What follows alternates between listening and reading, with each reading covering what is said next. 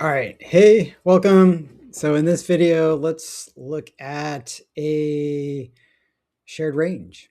So right now, what we see is we've got this range and this user can access this range. This user can access this team range. So if I move this thing out of the way and I look at Proxmox, here is that workshop range. So let me just turn on the router and let's say turn on Kali just to make sure we can connect to that, right? Like as the JM user. So like if I go over here and I have all these things, and for me, my JM user is actually this one. So if and I can tell that I have access to the JM because it's 10.2. I know that because that's the first range that I made. So here it is, 10.2. And then the workshop should be 10.3. So if we go over here, yep, 10.3. So if I go back to here, do I have 10.3? Yep. So with this one, I should be able to access it. However, team 2 cannot because there's no team 2 here. So let's do like ludus, range, grant. Actually, let's not go off of my memory.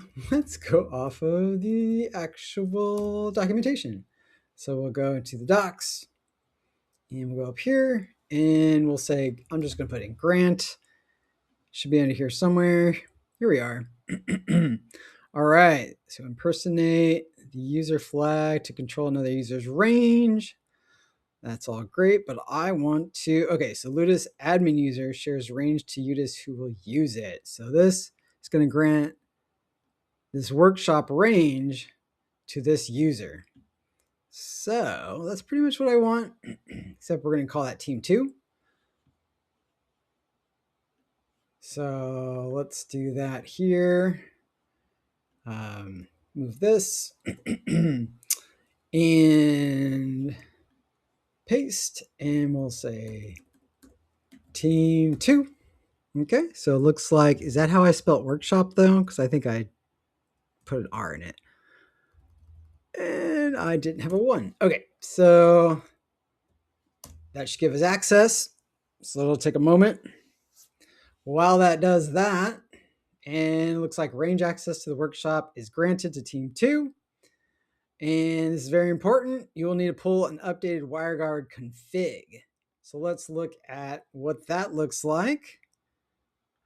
Here it is, ludus user range, but because I'm a different user right now, I'm going to have to use the -- user flag that it mentioned earlier. So let's put this here, paste, -- user, what? Oh yeah, team 2.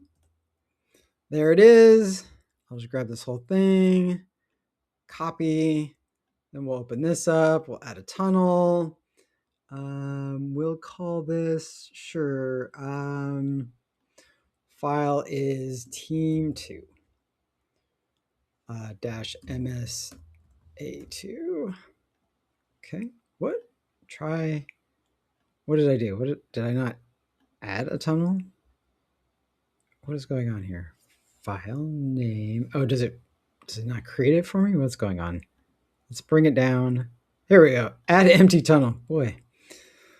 Awesome. Okay, get rid of all that. Paste this in here. We'll call it team2 msa2. I'll save it. Now I should be able to activate it. And we can see we have 10.3, which is the workshop from earlier.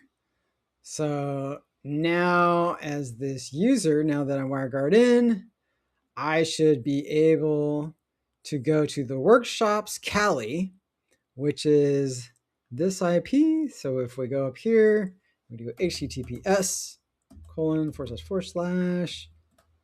that, and then 8 and then 3 4s, go. All right, so WireGuard works, and we are in Kali password, and we're in. Cool. One more thing on ludus. Let's see here. Oh, not that one, apparently. Oh, okay. Well, let's go back to Ludus Cloud, Documents, and we'll just say grant. And I think we can do this one. And then I want to see, yeah, let's go back to Ludus range access just to confirm we have access. Now we see team 2 has access to that range. All right, that's really all I wanted to show you for today.